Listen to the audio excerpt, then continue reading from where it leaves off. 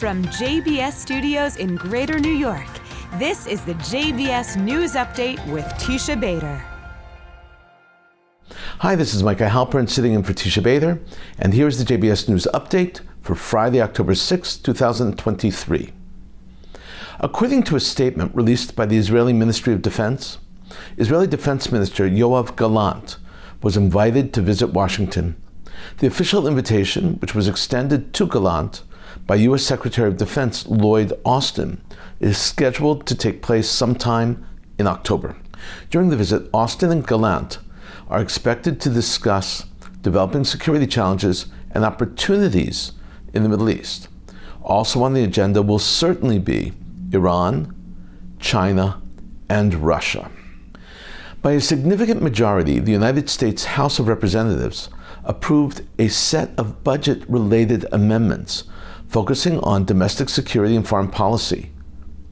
These amendments encompass measures such as, and this is important, preventing the relocation of the United States Embassy from Jerusalem, also preventing the delisting of the Islamic Revolutionary Guard Corps of Iran as a terrorist organization, and prohibiting any funding that aids in the formation of the Palestinian state unless it holds complete territorial control over the Gaza Strip.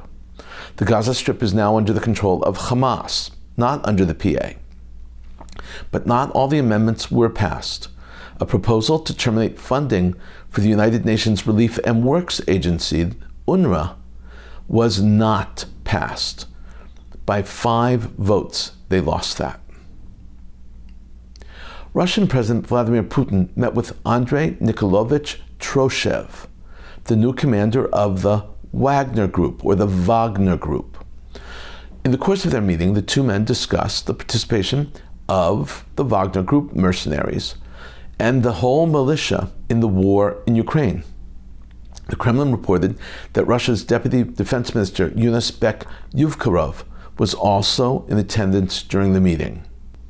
According to data from Ituran, an Israeli company that provides stolen vehicle recovery and tracking services and information about thefts, the third quarter of 2023 saw a 94% increase in vehicle thefts compared to the same time last year. This rise in stolen vehicles is reportedly due to lack of availability of spare car parts.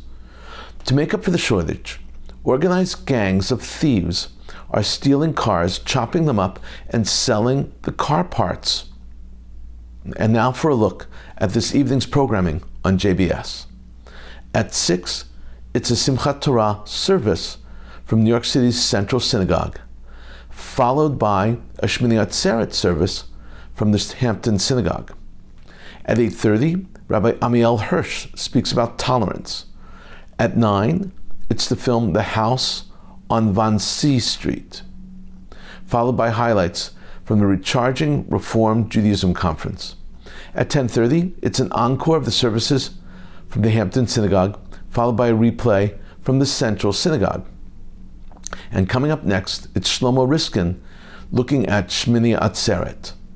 This is Micah Halpern and the JBS News Update. I want to wish everyone a good evening, a Shabbat Shalom, a wonderful Shmini Atzeret, and a happy Simchat Torah.